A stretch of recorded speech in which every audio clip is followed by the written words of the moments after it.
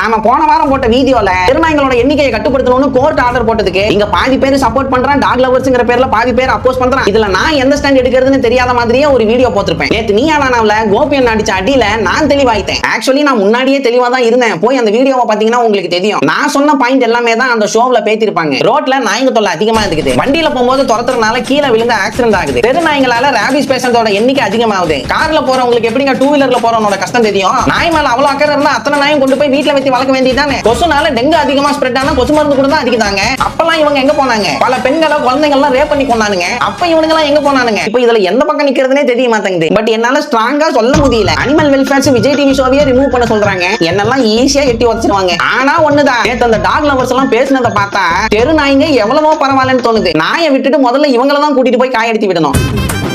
தெரு நாய்களோட எண்ணிக்கை கூட அதிகமாகலாம், ஆனால் இந்த நாய்களோட எண்ணிக்கை அதிகமாக கூடாதுன்னு பெரியவங்க சும்மாவா சொல்லியிருக்காங்க. யாருப்பா அந்த பெரியவங்க?